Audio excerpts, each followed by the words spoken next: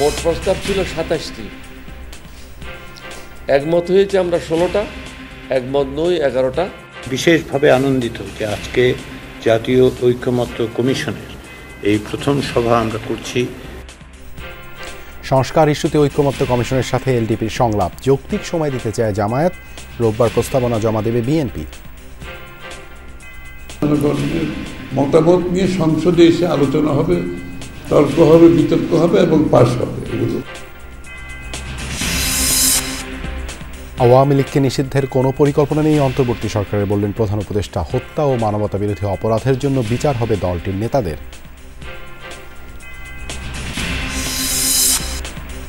ঘুষ নেয়ার অভিযোগে দুদকের মামলা থেকেও খালাস পেলেন তারেক রহমান। বিচারিক আদালতে তার বিরুদ্ধে আর মামলা নেই জানালেন আইনজীবী।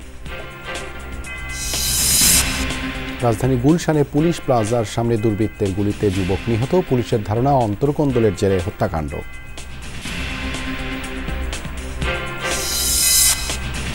ঈদে টানা ৯ দিনের ছুটি পাচ্ছেন সরকারি চাকুরিজীবীরা। নির্বাহী আদেশে ৩ এপ্রিলও ছুটি অনুমোদন। মার্কেট, শপিং মলে কেনাকাটার ধুম। গতবারের তুলনায় এবার কালেকশন খুব ভালো লাগছে, আর সবসময় যমুনা থেকে করা হয়। মেইনলি এখন জুতা কিনেছি, এখন ড্রেস কিনা হয়নি, ড্রেস দেখার জন্যই ঘুরছি মেইনলি। রাষ্ট্র সংস্কার ইস্যুতে ঐকমত্য কমিশনের ১৬৬ সুপারিশের মধ্যে ১২০টিতে একমত পোষণ করেছে এলডিপি। দলটির প্রেসিডেন্ট অলি আহমেদের দাবি, নির্বাচন কমিশন সংস্কারে যে সুপারিশ করা হয়েছে তা খুবই দুর্বল। মাঠ প্রশাসন নিরপেক্ষ না হলে নির্বাচন কখনোই সুষ্ঠু হবে না বলে জানান তিনি। এদিকে সংস্কার ইস্যুতে সব রাজনৈতিক দলের সহযোগিতা চেয়েছে ঐকমত্য কমিশন। সংস্কার প্রশ্নে জাতীয় ঐক্যমত তৈরির লক্ষ্যে রাজনৈতিক দলগুলোর সঙ্গে ঐকমত্য কমিশনের সংলাপ। প্রথম দল হিসেবে বৃহস্পতিবার লিবারেল ডেমোক্রেটিক পার্টির এলডিপির সঙ্গে হয় এই বৈঠক। জাতীয় সংসদ ভবনের এলডি হলে অনুষ্ঠিত এই সংলাপের শুরুতেই জুলাই গণ অভ্যুত্থানে শহীদদের জন্য দোয়া ও মোনাজাত করা হয়। বিকাল ৩টায় সংলাপের শুরুতেই কথা বলেন জাতীয় ঐকমত্য কমিশনের সহসভাপতি ডক্টর আলী রিয়াজ।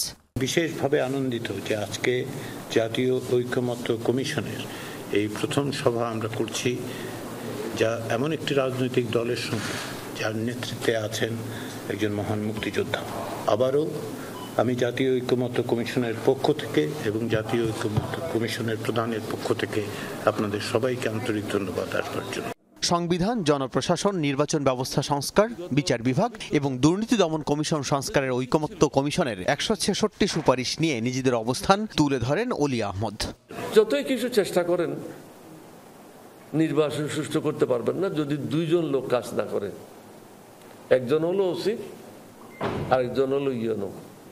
এখানে আর কেউ নির্বাচন কন্ট্রোল করে না। ওই দিন আর আপনি কাউকে পাবেন না। ইসি পুনর্গঠন সহ কয়েকটি বিষয়ে ঐকমত্য কমিশনকে আরও সচেতন হওয়ার আহ্বান জানান অলি আহমেদ। নির্বাচন কমিশন সংস্কার, মোট প্রস্তাব ছিল ২৭টি, একমত হয়েছে আমরা ১৬টা, একমত নই ১১টা, আংশিক একমত নই, এরকম কিছু নাই। সবগুলির মধ্যে আমি বলবো নির্বাচন কমিশনের কাগজগুলি খুবই দুর্বল ছিল।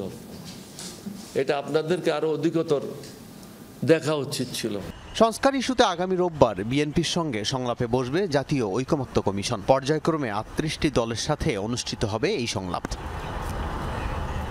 আল আমির হক, যমুনা নিউজ, ঢাকা। ঐকমত্য কমিশনের কাছে সংস্কার প্রস্তাবনা জমা দিয়েছে জামায়াত ইসলামী। ৫টি কমিশনের সুপারিশের উপর মতামত দিয়েছে সংগঠনটি। জাতীয় নির্বাচনের বিষয়ে কোনো সময় বেঁধে না দিলেও প্রয়োজনীয় সংস্কারের জন্য সরকারকে যৌক্তিক সময় দিতে চায় তারা। ঐকমত্য কমিশনের সহসভাপতি বলেন, সংস্কার নিয়ে কমিশনে কোনো চাপ নেই। রাজনৈতিক দলগুলোর সাথে আলোচনার মাধ্যমেই সংস্কার সম্পন্ন হবে। সংস্কার প্রস্তাবনা জমা দিতে সকালে জাতীয় ঐক্যমত্য কমিশনে যায় জামাতের প্রতিনিধি দল। দলটির সেক্রেটারি জেনারেল মিয়া গোলাম পরোয়ারের নেতৃত্বাধীন দলটি প্রস্তাবনা জমা দেয়। ঐক্যমত্য কমিশনের সহসভাপতি আলী রিয়াজের হাতে তুলে দেন সংস্কার প্রস্তাবনা। এ সময় জামাতের সেক্রেটারি জেনারেল বলেন, সংবিধান, জনপ্রশাসন, বিচার বিভাগ, দুদক ও নির্বাচন কমিশন বিষয়ে সুচিন্তিত মতামত দিয়েছে তারা। সংস্কার প্রক্রিয়ায় দলের সহায়তা অব্যাহত রাখার কথাও জানান তিনি। সংবিধান, দ্বিতীয় হচ্ছে জনপ্রশাসন, তৃতীয় হচ্ছে বিচার বিভাগ, চতুর্থ নির্বাচন প্রক্রিয়া, ইলেকটোরাল প্রসেস, আর একটা হচ্ছে দুর্নীতি দমন কমিশন। এই 5টার উপরে আমরা আমাদের দলের অর্থাৎ জামাত ইসলামের সুচিন্তিত মতামত আমরা দেওয়ার চেষ্টা করেছি। মিয়া গোলাম পরোয়ার জানান, নির্বাচন নিয়ে সুনির্দিষ্ট সময় বেঁধে দেয়নি জামাত, তবে নিরপেক্ষ ও সুষ্ঠু নির্বাচনের জন্য সরকারের যতটুকু সময় প্রয়োজন তা দেয়ার পক্ষে তারা। ইলেকশনটা 14, 18, 24-এর মধ্যে ইলেকশন যদি আবার হয় তো সে 6 মাস, কারণ 2 বছর 5 বছর দেরি করে তো কোনো লাভ নেই। এই জন্য আমরা বলেছি যে 15 বছর একটা অবাধ নিরপেক্ষ নির্বাচনের জন্য যদি আমরা অপেক্ষা করতে পেরে থাকি, তো সেই নির্বাচন সুষ্ঠু নিরপেক্ষ করতে গিয়ে যদি মিনিমাম কিছু সংস্কার করার প্রয়োজন হয়, তার জন্য যৌক্তিক যে সময়টুকু দরকার জামাত ইসলামী সেই সময়টুকু দিতে প্রস্তুত। এ সময় জাতীয় ঐক্যমত্য কমিশনের সহসভাপতি বলেন, রাজনৈতিক দলগুলোর মধ্যে সংস্কার নিয়ে কোনো দ্বিধা নেই, তারা সর্বাত্মক সহযোগিতা করছে। কমিশন স্বল্পতম সময়ে সংস্কার কাজ সম্পন্ন করে যাচ্ছে বলেও জানান তিনি। জাতীয় ঐক্যমত্য কমিশন কোনো রকম চাপের মধ্যে নেই। রাজনৈতিক দলগুলোর মধ্যে সংস্কারের ব্যাপারে কোনো রকম সংশয় দ্বিধা নেই। রাজনৈতিক দলগুলো চান যে এখনকার যে পরিস্থিতি সেটা থেকে অতিক্রম করার, সেটা থেকে বেরিয়ে আসার পথ হচ্ছে সংস্কার। এটা হচ্ছে। আলী রিয়াজ জানান, আগামী 2-1 দিনের মধ্যে বিএনপি সংস্কার প্রস্তাবনা জমা দেবে।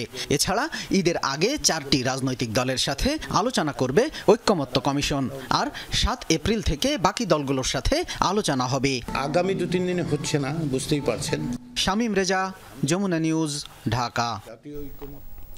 ঐক্যমত্য কমিশনের সংস্কার প্রস্তাবে রোববার মতামত জমা দেবে বিএনপি। যেসব সংস্কারের বিষয়ে ঐক্যমত্য হবে সেগুলোর কাজ এগিয়ে যাবে, বাকিগুলো সংসদের মাধ্যমে চূড়ান্ত করার কথা জানিয়েছেন বিএনপির স্থায়ী কমিটির সদস্য আমির খসরু মাহমুদ চৌধুরী। বৃহস্পতিবার দুপুরে গুলশানে বিএনপি চেয়ারপারসনের কার্যালয়ে মহাসচিব মির্জা ফখরুল ইসলাম আলমগীরের সঙ্গে বৈঠক করেছেন ইউরোপীয় ইউনিয়ন রাষ্ট্রদূত মাইকেল মিলার। বৈঠক শেষে ব্রিফিংয়ে এসব কথা জানান আমির খসরু মাহমুদ চৌধুরী। বলেন, ডিসেম্বরের মধ্যে নির্বাচন হলে দেশ সঠিক পথে থাকবে। জানা নির্বাচন নিয়ে দেশ ও দেশের বাইরে সবার আগ্রহ রয়েছে। নির্বাচন সংস্কার ঘিরে প্রাতিষ্ঠানিক সহযোগিতা করতে চায় ইইউ। এছাড়া বাংলাদেশের গণতান্ত্রিক ব্যবস্থা, রাজনৈতিক, অর্থনৈতিক, বৈদেশিক সম্পর্ক নিয়ে দীর্ঘ আলোচনা হয় রাষ্ট্রদূতের সাথে। যেসব জায়গায় ঐক্যমত হবে সেগুলো আমরা ক্যারি ফরওয়ার্ড করব, এগিয়ে নিয়ে যাব। আর যেখানে ঐক্যমত হবে না সেটা আগামী নির্বাচনে প্রত্যেকটি দলের অধিকার আছে, তারা জনগণের কাছে নিয়ে যাবে এবং জনগণের সামনে উপস্থাপন করবে। জনগণের মতামত নিয়ে সংসদে এসে আলোচনা হবে, তর্ক হবে, বিতর্ক হবে এবং পাশ হবে। এগুলো সব পরিবর্তনের কথা বলছি, আমরা সব সংস্কারের কথা বলছি। দৃশ্যমান বিচার ও রাষ্ট্রের মৌলিক সংস্কারের ভিত্তিতে নির্বাচনে যাবে জাতীয় নাগরিক পার্টি, এমন মন্তব্য করেছেন দলটির আহ্বায়ক নাহিদ ইসলাম। বৃহস্পতিবার সন্ধ্যায় বরিশালে জাতীয় নাগরিক পার্টির নেতাকর্মী ও গণমাধ্যম কর্মীদের সাথে মত বিনিময় করেন তিনি। এ সময় নাহিদ ইসলাম বলেন, এনসিপি কোনো চাঁদাবাজ দখলদারীদের সাথে আপোষ করবে না। নির্বাচনের জন্যই গঠন করা হয়েছে রাজনৈতিক দল, তাই সেই নির্বাচনটি হতে হবে গণপরিষদ নির্বাচন। নাহিদ ইসলাম বলেন, ফ্যাসিবাদীরা পিছু হটলেও পুরাতন বন্দোবস্তের অনেক উপাদান বিদ্যমান রয়েছে রাজনৈতিক দলগুলোর মধ্যে। সেটার পরিবর্তন ঘটিয়ে নতুন রাজনৈতিক বন্দোবস্ত প্রতিষ্ঠা করা হবে বলেও মন্তব্য করেন এনসিপির আহ্বায়ক। এদিকে বৈষম্য বিরোধী ছাত্র আন্দোলনের একটি পক্ষ নাহিদ ইসলামের সঙ্গে আলাদাভাবে বৈঠকের দাবি জানান। এ নিয়ে দুপক্ষের মধ্যে হট্টগোল হয়, পরে পরিস্থিতি শান্ত হয়।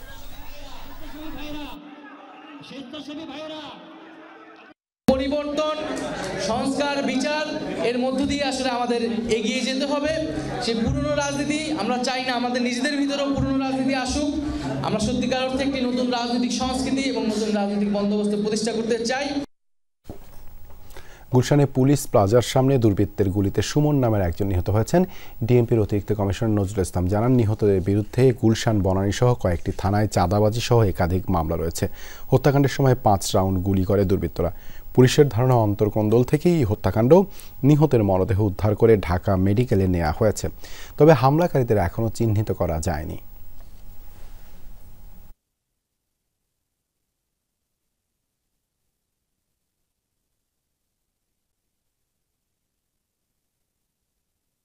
প্রাথমিকভাবে যেহেতু সে একটা সন্ত্রাসী ছেলে এবং তার বিরুদ্ধে 6টা মামলা আছে, তাই আমরা মনে করতেছি যে অন্য কোনো গ্রুপের সদস্য, কারণ আউট অফ নাথিং তাই একটা লোককে এখানে মাইরে দিল। তার কাছে মানি ব্যাগ ছিল, মোবাইল ছিল, অন্য ছিল, কোনো কিছু নেয়নি, জাস্ট কিল করে দিয়ে চলে গেছে। অন্তর্বর্তীকালীন সরকার নির্ধারিত সময়ে নির্বাচন আয়োজনে প্রতিশ্রুতিবদ্ধ ইন্টারন্যাশনাল ক্রাইসিস গ্রুপের প্রতিনিধি দলকে এই কথা জানান প্রধান উপদেষ্টা ডক্টর মোহাম্মদ ইউনূস। বৃহস্পতিবার ইন্টারন্যাশনাল ক্রাইসিস গ্রুপের প্রতিনিধি দলের সাথে বৈঠক করেন প্রধান উপদেষ্টা, যেখানে প্রতিনিধি দলে ছিলেন doctor comfort error. Doctor Yunus তাদের জানান সরকার নির্বাচনের জন্য 2টি সম্ভাব্য সময়সীমা নির্ধারণ করেছে এবং তা পরিবর্তন করা হবে না। অধ্যাপক ইউনূস বলেন, আওয়ামী লীগকে নিষিদ্ধ করার কোনো পরিকল্পনা নেই অন্তর্বর্তী সরকারের, তবে দলটির নেতৃত্বে থাকা যেসব ব্যক্তির বিরুদ্ধে হত্যা ও মানবতা বিরোধী অপরাধ সহ বিভিন্ন অভিযোগ রয়েছে তাদেরকে বাংলাদেশের আদালতে বিচার করা হবে। ডক্টর কমফোর্ট ইরো বাংলাদেশ ও এর অন্তর্বর্তীকালীন সরকারের বিরুদ্ধে পরিচালিত বিভ্রান্তিকর তথ্য প্রচারের বিরুদ্ধে লড়াইয়ে তার সংগঠনের সমর্থনের আশ্বাস দেন।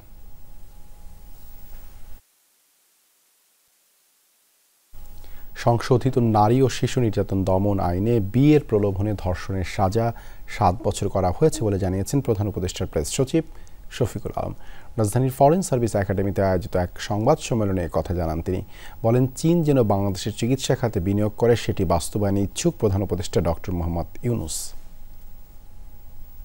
ডক্টর মোহাম্মদ ইউনূসের সভাপতিত্বে প্রধান উপদেষ্টার কার্যালয়ে উপদেষ্টা পরিষদের বৈঠক, যেখানে বেশ কিছু সিদ্ধান্ত গৃহীত হয়। ধর্ষণ মামলার বিচার দ্রুত করতে নারী ও শিশু নির্যাতন দমন আইন সংশোধনের সিদ্ধান্ত হয় বৈঠকে। অনুমোদন হওয়া খসড়া অনুযায়ী বিয়ের প্রতিশ্রুতি দিয়ে অবৈধ যৌন সম্পর্ককে আগের মতো ধর্ষণের সংজ্ঞায় রাখা হয়নি। এটি আইনে আলাদা ধারায় চিহ্নিত করা হয়েছে, আর এই অপরাধের জন্য সর্বোচ্চ শাস্তি হবে 7 বছর। পরে রাজধানীতে ফরেন সার্ভিস একাডেমিতে আয়োজিত এক সংবাদ সম্মেলনে এ ব্যাপারে জানান প্রধান উপদেষ্টার প্রেস সচিব শফিকুল আলম। বলাৎকারের একটা নতুন সংজ্ঞা দেওয়া হয়েছে, যে আমরা নতুন 2টা ডিএনএ ল্যাবও আমরা করতে যাচ্ছি। বিয়ের প্রলোভন দেখিয়ে যে রেপ কেসগুলো, এটাকে আগের ল থেকে একটু নতুন একটা সেকশন নিয়ে এসে সেই লটাকে সর্বোচ্চ শাস্তি 7 বছর করা হয়েছে। এছাড়াও প্রেস সচিব আলোচনা করেন বাকি সিদ্ধান্ত নিয়েও। যে ধরনের অ্যামেন্ডমেন্ট দরকার ছিল প্রকিউরমেন্ট অ্যাক্টের ক্ষেত্রে, পাবলিক প্রকিউরমেন্টের ক্ষেত্রে, সেগুলো আনা হয়েছে। আজকে চিফ অ্যাডভাইজার প্রত্যেকটা মিনিস্ট্রিকে নির্দেশনা দিয়েছেন যে এগুলো পাবলিক প্রকিউরমেন্টের ক্ষেত্রে কারা কারা কাজ পাচ্ছেন, কি তাদের স্ট্যাটাসটা কিরকম, সেগুলো একটু জানতে চেয়েছেন। এখন থেকে বাংলাদেশিদের জন্য যে ভিসা প্রসেসিং, এটা ঢাকা থেকে হবে। শফিকুল আলম বলেন, চীন বাংলাদেশ থেকে কৃষি পণ্য আমদানিতে ইচ্ছুক। জানান, প্রধান উপদেষ্টা চাইছেন চীনের স্বাস্থ্যসেবা প্রতিষ্ঠান যেন বাংলাদেশে এসে বিনিয়োগ করে। চায়না আমাদের এখান থেকে 3টা এগ্রিকালচার পণ্য খুব বড় আকারে ইম্পোর্ট করতে চায়, তার মধ্যে আম, কাঁঠাল এবং গোয়াভা। প্রফেসর ইউনূস চাচ্ছেন যে চাইনিজ জাতীয় হেলথ কোম্পানিগুলো তাদের হসপিটাল চেইনগুলো যাতে বাংলাদেশে এসে ইনভেস্ট করে। চাইনিজ হসপিটালগুলো খুবই নাম করা, এবং আমরা তাদের সার্ভিসগুলো খুব আমাদের সিটিতে, ঢাকাতে বা বড় বড় সিটিতে আমরা এটা পাবো। এ সময় উপপ্রেস সচিব আজাদ মজুমদার জানান, আগামী শনিবার মিডিয়া সংস্কার কমিশনের রিপোর্ট প্রধান উপদেষ্টার কাছে জমা দেয়া হবে। আগামী শনিবার মাননীয় প্রধান উপদেষ্টার কাছে সংস্কার কমিশন তাদের রিপোর্টটা দেবে। তানভীর মৌসুম, যমুনা নিউজ, ঢাকা। ইঞ্জিনিয়ার সাব্বির হত্যাকাণ্ড ধামাচাপা দিতে ঘুষ লেনদেনের মামলা থেকে খালাস পেয়েছেন বিএনপির ভারপ্রাপ্ত চেয়ারম্যান তারেক রহমান। সাবেক স্বরাষ্ট্র প্রতিমন্ত্রী লুৎফুজ্জামান বাবর সহ 8 জন। ঢাকার বিশেষ জজ আদালত 3-এর বিচারক বৃহস্পতিবার এর রায় দেন। রায়ে সন্তুষ্টি জানিয়ে আসামি পক্ষের আইনজীবীরা বলেন, রাজনৈতিক উদ্দেশ্যে হয়রানি করতেই মিথ্যা মামলা করেছিল দুদক। 2006 সালে বসুন্ধরা শিল্প গ্রুপের পরিচালক ইঞ্জিনিয়ার হুমায়ুন কবির ওরফে সাব্বিরকে নৃশংসভাবে হত্যা করা হয়। সাব্বির হত্যা মামলার এক আসামিকে দায় মুক্তি দেওয়ার উদ্দেশ্যে 21 কোটি টাকা ঘুষ গ্রহণের অভিযোগে বিএনপির ভারপ্রাপ্ত চেয়ারম্যান তারেক রহমান, সাবেক স্বরাষ্ট্র প্রতিমন্ত্রী লুৎফুজ্জামান বাবর সহ 8 জনের বিরুদ্ধে মামলা করে দুদক। এ মামলায় দীর্ঘ 17 বছর পর বিচারিক আদালত থেকে খালাস পেলেন বিএনপির শীর্ষ নেতা তারেক রহমান, লুৎফুজ্জামান বাবর সহ 8 জন। মামলার রায় ঘোষণার পর আইনজীবীরা বলেন, এ মামলার সাক্ষীরা কেউই 8 আসামির বিরুদ্ধে সাক্ষ্য দেয়নি। মামলাটি ছিল পুরো মিথ্যা ও বানোয়াট। আদালত বলেছেন যে তার আদালতে দুদক 15 জন সাক্ষী উপস্থাপন করেছেন। আমি 15 জন সাক্ষীর বক্তব্য বিচার বিশ্লেষণ করে দেখলাম যে এই মামলাটি মিজারাবল্লি ফেল করেছে দুদক প্রমাণ করতে। সেই কারণে তিনি বলেছেন জনাব তারেক রহমান, জনাব লুৎফুজ্জামান বাবর, জনাব মিয়া নুরুদ্দিন অপু সহ অন্যান্য সকল আসামিরা এই মামলায় দুদক প্রমাণ করতে ব্যর্থ হওয়ায় তাদেরকে সবাইকে বেকসুরভাবে এই মামলা থেকে খালাস প্রদান করা হইল। মিথ্যা মামলা দিয়ে হয়রানি করায় তৎকালীন দুদক কর্মকর্তাদের বিরুদ্ধে মামলা করে ক্ষতিপূরণ চাওয়া হবে বলেও জানান আইনজীবীরা। শুধুমাত্র রাজনৈতিকভাবে হেয় প্রতিপন্ন করার জন্য তৎকালীন ১/১১ সরকার এবং তার পরবর্তীতে ফ্যাসিস্ট সরকার এটিকে অব্যাহতভাবে রেখে জাতির সামনে তাদেরকে হেয় প্রতিপন্ন করেছেন। সেই কারণে তাদের বিরুদ্ধে সেই তৎকালীন অ্যান্টি কারাপশন এবং যারা ওইটার কোষালভ ছিলেন তাদের বিরুদ্ধে উপযুক্ত ক্ষতিপূরণের মামলা দায়ের করা হবে এবং তাদের বিরুদ্ধে আমরা উপযুক্ত আইনগত প্রতিকার গ্রহণ করা হবে। তারেক রহমানের বিরুদ্ধে বিচারিক আদালতে আর কোনো মামলা নেই বলেও জানান আইনজীবীরা। রাবি সিদ্দিকী, যমুনা নিউজ, ঢাকা। এবার ঈদ উল ফিতরের টানা ৯ দিনের ছুটি পাচ্ছেন সরকারি চাকরিজীবীরা। বৃহস্পতিবার উপদেষ্টা পরিষদের বৈঠকে ৩ এপ্রিলের ছুটির প্রস্তাব অনুমোদন দেওয়া হয়। এর ফলে ছুটি হচ্ছে ২৮ মার্চ থেকে ৫ এপ্রিল পর্যন্ত। দুপুরে প্রধান উপদেষ্টা তেজগাঁয়ের কার্যালয়ে অনুষ্ঠিত হয় উপদেষ্টা পরিষদের বৈঠক। প্রধান উপদেষ্টা ডক্টর মোহাম্মদ ইউনূসের সভাপতিত্বে অনুষ্ঠিত সভায় ৩ এপ্রিল বৃহস্পতিবার সরকারি ছুটি সংক্রান্ত মন্ত্রিপরিষদ বিভাগের প্রস্তাব উত্থাপন করা হয়। পরে তা অনুমোদন পায় উপদেষ্টা পরিষদে। বৈঠক শেষে ফরেন সার্ভিস একাডেমির ব্রিফিংয়ে প্রধান উপদেষ্টার প্রেস সচিব শফিকুল আলম ঈদের ছুটির বিষয়ে অবহিত করেন।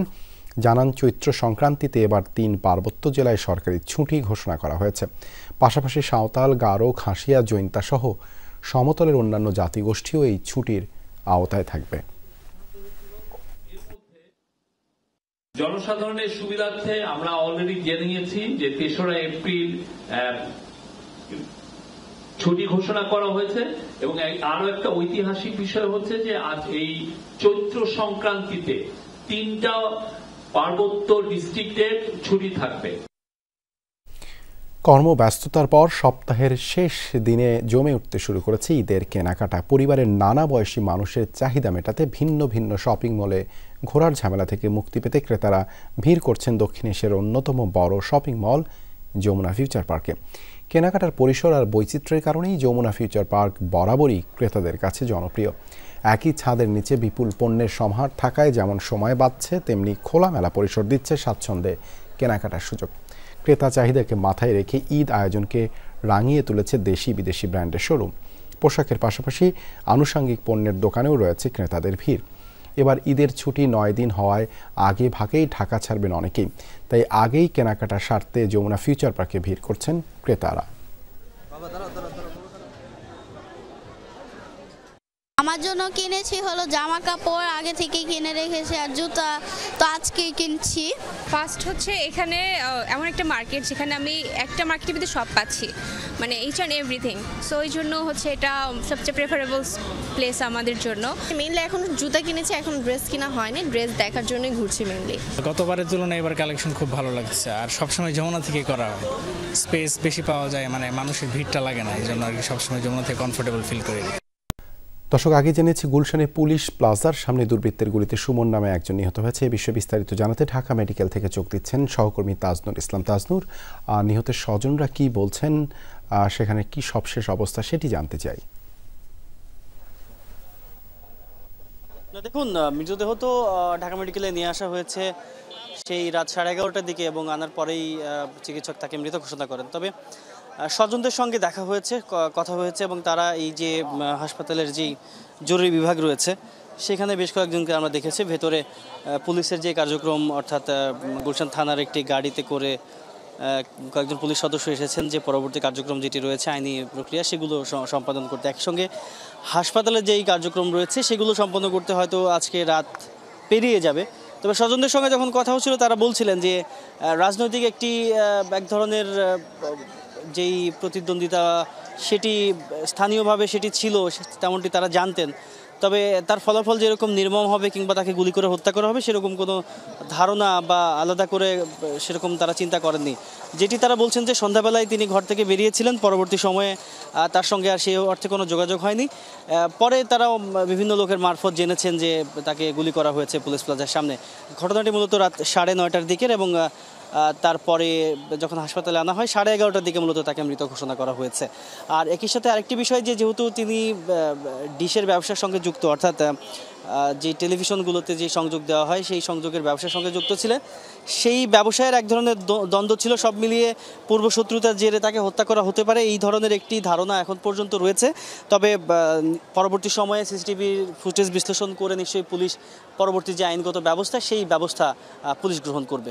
দেবাশিস, ধন্যবাদ তাজনুর যুক্ত হবার জন্য।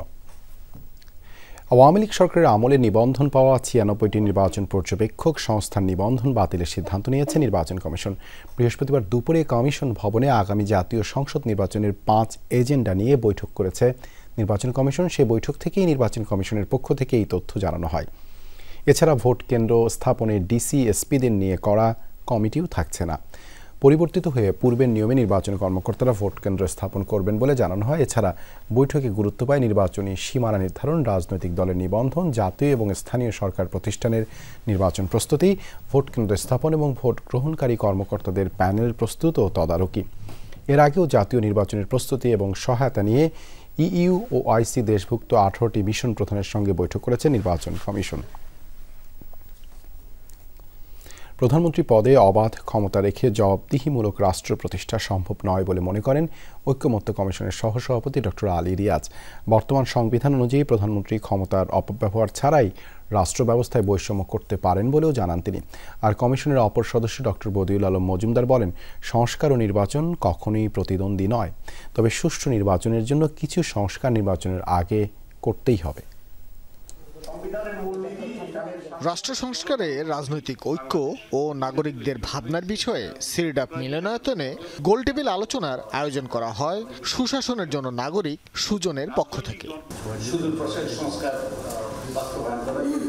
আলোচনায় ঐক্যমত কমিশনের সহসভাপতি ডক্টর আলী রিয়াজ বলেন, দেশের গণতান্ত্রিক প্রতিষ্ঠানগুলোকে ধ্বংস করাই আওয়ামী লীগের সব থেকে খারাপ দিক।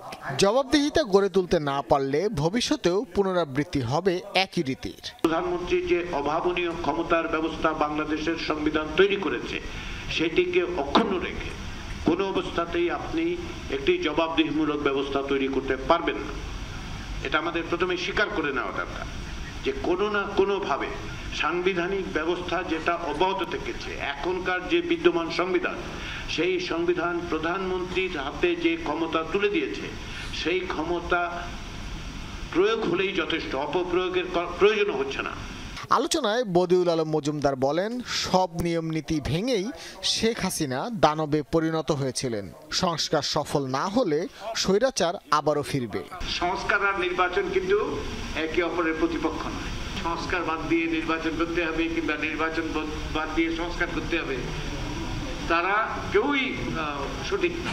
আমাদের দুটোই করতে হবে এবং একটার জন্য একটা অপেক্ষা করার প্রয়োজনীয়তা নেই।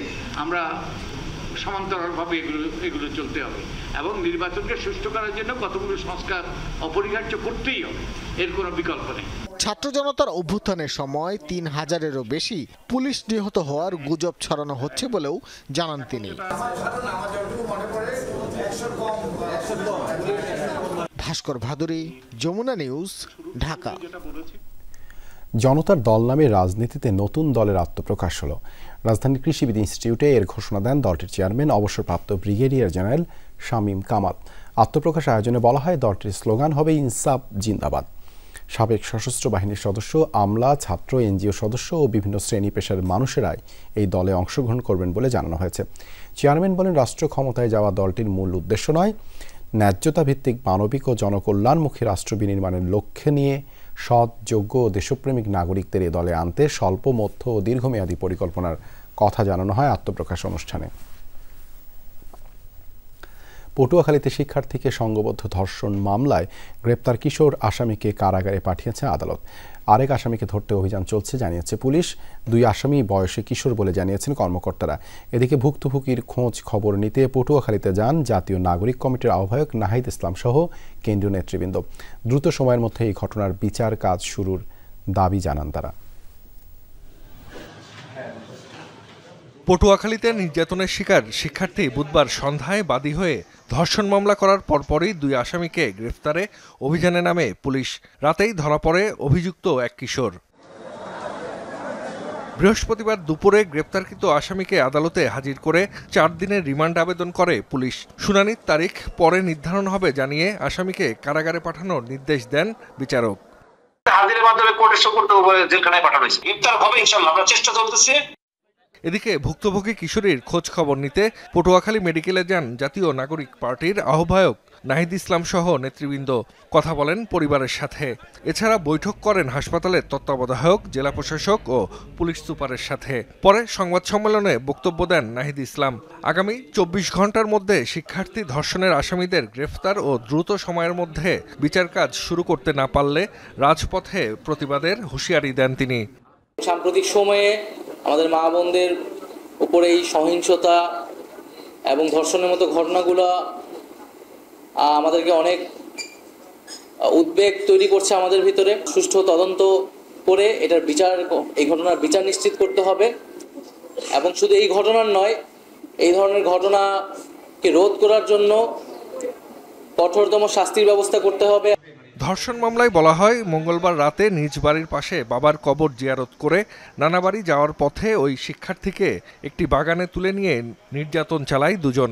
ভুক্তভোগীর বাবা 19 জুলাই আন্দোলনে রাজধানীতে পুলিশের গুলিতে আহত হয়ে চিকিৎসাধীন অবস্থায় মারা যান। জাহিদ হাসান, যমুনা নিউজ।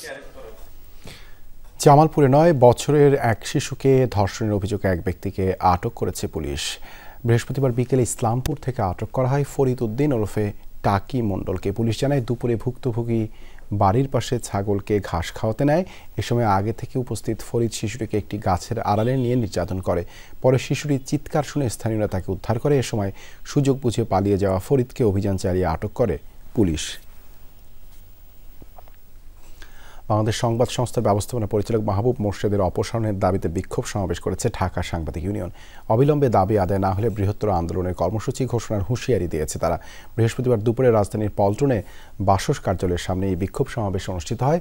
সমাবেশে সভাপতিত্ব করেন ডিইউজের সভাপতি মোহাম্মদ শহীদুল ইসলাম। সমাবেশে বক্তারা বলেন, বাসস এমডির বিগত 6 মাসের কার্যকলাপ বর্তমান সরকারকে দারুণভাবে প্রশ্নবিদ্ধ করছে। তারা বাসস পরিচালনায় মাহবুব মোর্শেদের অযোগ্যতার ফলে সৃষ্ট অরাজকতায় ক্ষোভ প্রকাশ করেন। মাহবুব মোর্শেদ বিগত বছরগুলোয় সামাজিক যোগাযোগ মাধ্যমে বিগত সরকারের গুণকীর্তন করে স্ট্যাটাস দিয়েছিলেন উল্লেখ করে বক্তারা বলেন, 16 বছর ফ্যাসিস্ট বিরোধী আন্দোলনে যারা রাজপথে ছিলেন সেসব সাংবাদিকের উপর ফ্যাসিস্টের দোসর মাহবুব মোর্শেদ নির্যাতন চালিয়ে যাচ্ছেন। অনতিবিলম্বে বাসসের এমডি মাহবুব মোর্শেদের পদত্যাগ অথবা অপসারণ চাই। সাংবাদিক সমাজ সম্পর্কে যার ন্যূনতম ধারণা নাই, এইরকম একজন ব্যক্তিকে এখানে দ্রুত অপসারণ করার ব্যবস্থা গ্রহণ করবেন। বাসসের এমডি সাংবাদিক ইউনিয়নের সাথে ক্ষমা চেয়ে পদত্যাগ না করে তাহলে তাকে কিভাবে এখান থেকে নামাইতে হয়, কিভাবে এখান থেকে সরাইতে হয় সেই ব্যবস্থা আমরা জানি। বাংলাদেশের এভিয়েশন ও পর্যটন খাতে গুরুত্বপূর্ণ অবদানের স্বীকৃতি হিসেবে 10 জন নারীকে ATJFB aviator women's icon award 2025 প্রদান করা হয়েছে। ATJFB aviator women's icon award পেলেন 10 নারী। এভিয়েশন ও পর্যটন খাতে সাংবাদিকদের সংগঠন এভিয়েশন ও ট্যুরিজম জার্নালিস্ট ফোরাম অব বাংলাদেশের আয়োজনে এবার ছিল অ্যাওয়ার্ড অনুষ্ঠানের দ্বিতীয় আসর। রাজধানীর ঢাকা ক্লাবের স্যামসন এইচ চৌধুরী মিলনায়তনে আয়োজিত এক অনুষ্ঠানে বিজয়ীদের হাতে সম্মাননা তুলে দেন মৎস্য ও প্রাণী সম্পদ উপদেষ্টা ফরিদা আক্তার এবং বেসামরিক বিমান চলাচল ও পর্যটন মন্ত্রণালয়ের সচিব নাসরিন জাহান। অনুষ্ঠানে ফরিদা আক্তার বলেন, ATJFB'র আজকের এই আয়োজনে নারীর নতুন দিগন্ত উন্মোচন হবে। ট্যুরিজম সেক্টরকে আমরা ধূমপান মুক্ত করতে পারি কিনা সেটার জন্য যেন অবশ্যই এখানে প্লেনে তো হয় না, কিন্তু হোটেলগুলোতেও যেন না মানে ধূমপান না করা হয়। পরিচ্ছন্ন সবুজ কুষ্টিয়া গড়তে 30,000 গাছ রোপণের কর্মসূচিতে হাতে নিয়েছে গ্রিন কুষ্টিয়া ক্লিন কুষ্টিয়া নামের একটি সামাজিক সংগঠন। বৃহস্পতিবার দুপুরে জেলা প্রশাসকের কার্যালয়ের সামনের সড়কে বিভিন্ন প্রজাতির সৌন্দর্যবর্ধক গাছ রোপণ শুরু করে আয়োজকরা। জানায়, ঈদের আগেই 4 থেকে 5 কিলোমিটার সড়কে গাছ রোপণ শেষ করতে চান তারা। আরও বলেন, সড়কের আইল্যান্ডে শুধু সৌন্দর্যবর্ধক গাছ লাগানো হলেও জেলায় অন্যান্য জায়গায় ফলজ ও বনজ গাছ রোপণ করা হবে। আয়োজকরা আরও জানান, এরই মধ্যে সংগঠনটির 9 শতাধিক কর্মীরা প্রতি শুক্রবার শহরের বিভিন্ন স্থান পরিষ্কার করে আসছে।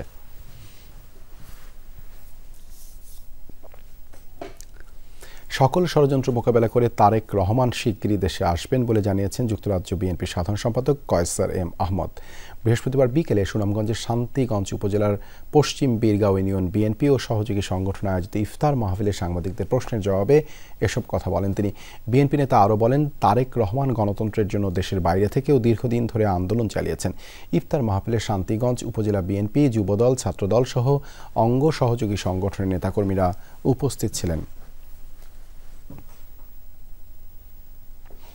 পটুয়াখালীর বাউফলে সংসদ সদস্য পদে মনোনয়ন প্রত্যাশী বিএনপির 3 নেতার অনুসারীরা একই দিনে পৃথক জায়গায় ইফতার মাহফিলের আয়োজন করেছে। কালীশুরি ইউনিয়ন বিএনপির আয়োজনে অনুষ্ঠিত ইফতারে প্রধান অতিথি ছিলেন বিএনপির কেন্দ্রীয় কমিটির সহ দপ্তর সম্পাদক মোহাম্মদ মুনির হোসেন। অন্যদিকে পৌর শহরের 8 নম্বর ওয়ার্ডের নিজ বাসভবনে ইফতার আয়োজন করেন সাবেক সংসদ সদস্য শহীদুল আলম তালুকদার। কেন্দ্রীয় বিএনপির সদস্য ইঞ্জিনিয়ার ফারুক তালুকদারের সমর্থকরা পৌর শহরের হাসপাতাল রোডের অস্থায়ী বিএনপির দলীয় কার্যালয়ে ইফতার মাহফিলের আয়োজন করেন।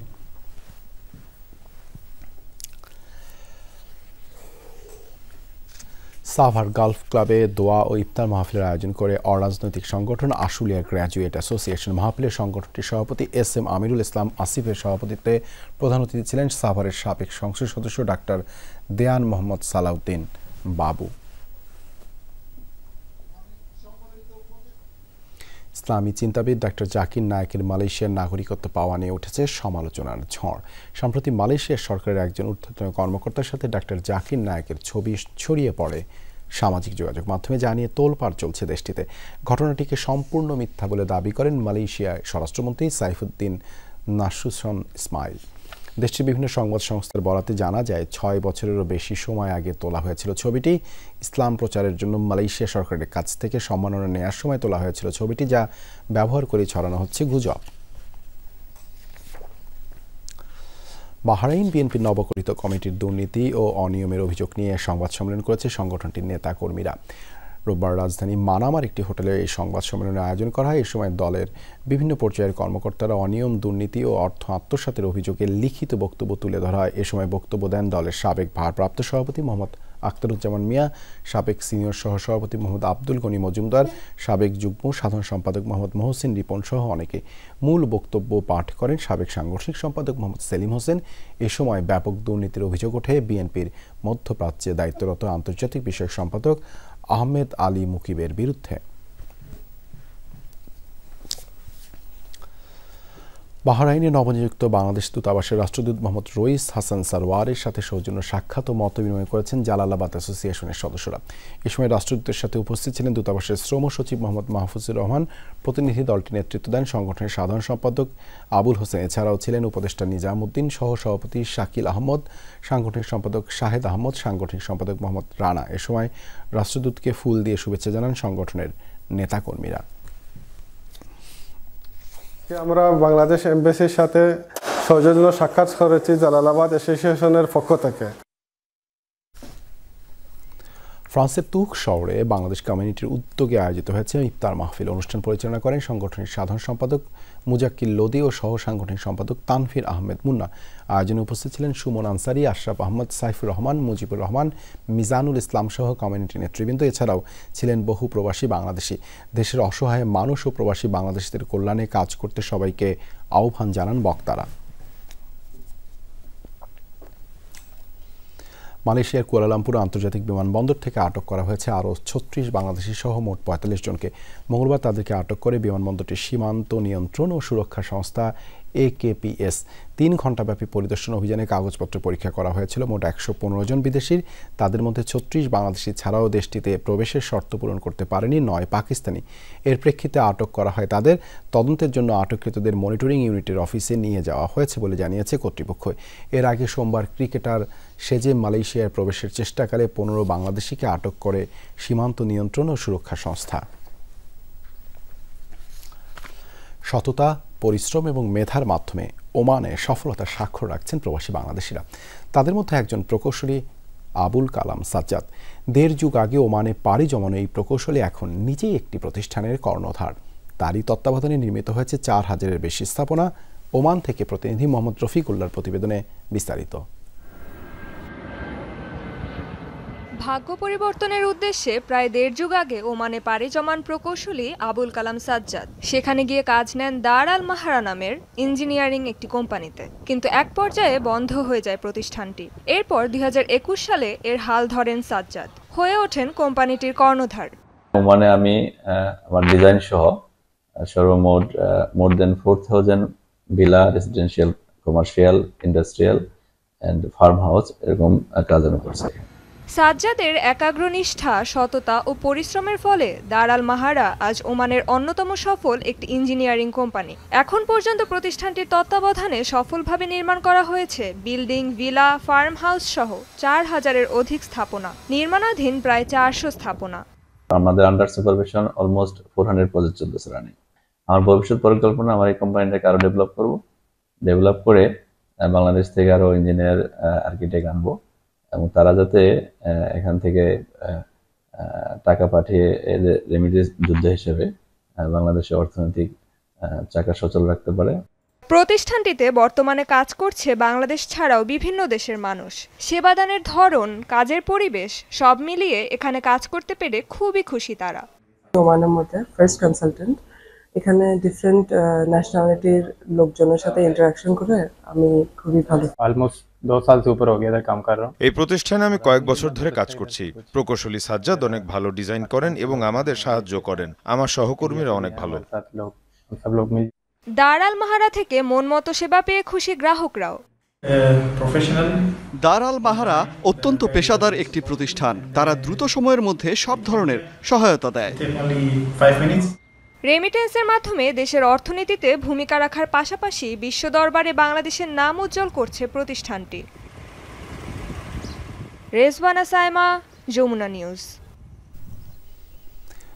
সৌদি আরবে দোয়া ও ইফতার মাহফিলের আয়োজন করেছে চান্দিয়ান উপজেলা প্রবাসী কল্যাণ পরিষদ। বানিয়াপাড়া দরবার শরীফের পীর মোহাম্মদ আবু বক্কর সিদ্দিক আল কাশেমের সৌদি সফর উপলক্ষে আয়োজন করা হয়। সংগঠনের প্রতিষ্ঠাতা মোহাম্মদ আমির হোসেন প্রধানের পরিচালনায় অনুষ্ঠানের সভাপতিত্ব করেন আনোয়ার হোসেন। অনুষ্ঠানের প্রধান অতিথি হিসেবে উপস্থিত ছিলেন সৌদি আরব পূর্বাঞ্চল যুবদলের সভাপতি মোফাজ্জল হোসেন স্বপন।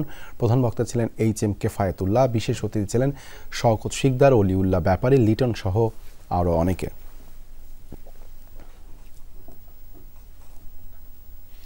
স্পেনের বার্সেলোনায় কাতালোনিয়া বিএনপির উদ্যোগে অনুষ্ঠিত হয়েছে ইফতার ও দোয়া মাহফিল। শহরটির শাহজালাল জামে মসজিদে হয় এই আয়োজন। এতে সভাপতিত্ব করেন কাতালোনিয়া বিএনপির সভাপতি শফিউল আলম শফির। সার্বিক তত্ত্বাবধানে ছিলেন সাধারণ সম্পাদক আজমান আলী। অতিথি ছিলেন বখতিয়ার রহমান, আব্দুর রাজ্জাক লিটন, ফয়সাল মোল্লা, আক্কাস মিয়া সহ অন্যান্য নেতৃবৃন্দ। এছাড়া উপস্থিত ছিলেন বিএনপি ও এর অঙ্গ সংগঠনের নেতাকর্মী এবং প্রবাসী বাংলাদেশিরা। সবশেষে দেশ ও জাতির মঙ্গলে মোনাজাত পরিচালনা করেন মাওলানা ইসমাইল হোসেন। সংযুক্ত আরব আমিরাতে অনুষ্ঠিত হয়েছে প্রবাসী বাংলাদেশদের ইফতার মাহফিল। এর আয়োজন করে শারজাহ জনতা ব্যাংক লিমিটেড। শনিবার বাংলাদেশ সমিতি শারজাহ হলরুমে হয় এই অনুষ্ঠান। সভাপতিত্ব করেন শাখা ব্যবস্থাপক আরিফুল্লাহ। প্রধান অতিথি ছিলেন জনতা ব্যাংক আরব আমিরাতের চিফ এক্সিকিউটিভ মোহাম্মদ কামরুজ্জামান। এছাড়া উপস্থিত ছিলেন এনায়েত মুন্সি, ইমদাদুল করিম, মাজহারুল ইসলাম, আবুল কালাম আজাদ, মাহফুজ মিয়া, মাহবুবুল আলম সহ প্রতিষ্ঠানটির অন্যান্য কর্মকর্তা ও প্রবাসী বাংলাদেশিরা। দোয়া ও মোনাজাতের মাধ্যমে শেষ হয় আয়োজন।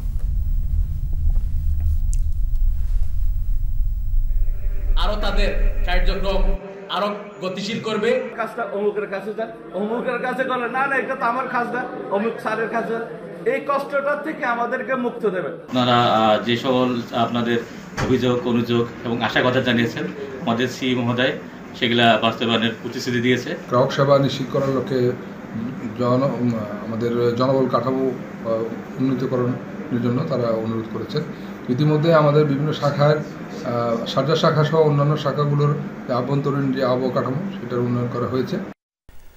জাতীয় প্রেস ক্লাব মিলনায়তনে অনুষ্ঠিত হয়েছে ঢাকায় কর্মরত পেশাদার সাংবাদিকদের অন্যতম বৃহৎ সংগঠন ঢাকা সাব এডিটর্স কাউন্সিলের ইফতার ও দোয়া মাহফিল। বিভিন্ন শ্রেণী পেশার বিশিষ্টজন, রাজনৈতিক ব্যক্তিবর্গ এবং ডিএসইসির সদস্যদের সম্মানে এই আয়োজনে প্রধান অতিথি হিসেবে উপস্থিত ছিলেন অন্তর্বর্তীকালীন সরকারের প্রধান উপদেষ্টার প্রেস সচিব শফিকুল আলম। এছাড়া ডিউজে, বিএফইউজে ও জাতীয় প্রেস ক্লাবের সভাপতি, সাধারণ সম্পাদক, মহাসচিব সহ সাংবাদিক নেতারা ইফতারে অংশ নেন।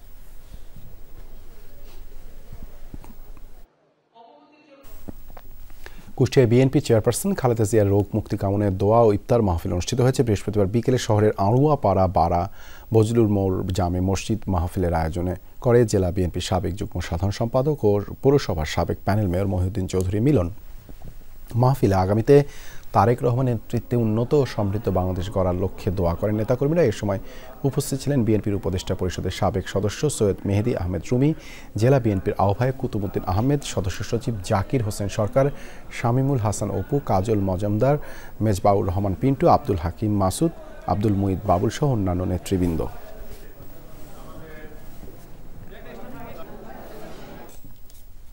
সহিংসতার 48 ঘন্টা পরও থমথমে পরিস্থিতি বিরাজ করছে ভারতের নাগপুরে। অন্তত 10 এলাকায় এখনও জারি কারফিউ।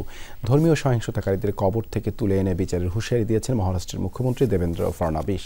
বুধবার রাজ্য বিধানসভায় এই মন্তব্য করেন তিনি। দাবি, পরিকল্পিতভাবে ঘটানো হয়েছে নাশকতা, মেলেনি পবিত্র কোরআন পোড়ানোর কোনো প্রমাণ। এর আগে বুধবার ধর্মীয় সহিংসতার ঘটনায় অন্যতম প্রধান অভিযুক্ত ফাহিম খান নামের এক স্থানীয় নেতাকে গ্রেপ্তার করে পুলিশ। এখন পর্যন্ত গ্রেপ্তার করা হয়েছে কমপক্ষে 65 জনকে। নাশকতার ঘটনায় বিভিন্ন থানায় দায়ের করা হয়েছে 51টি মামলা। চিহ্নিত করা হয়েছে গুজব রটনাকারী ও উস্কানিদাতাদের। সোমবার কোরআন পোড়ানোর গুজবে উত্তপ্ত পরিস্থিতির সৃষ্টি হয় নাগপুরে।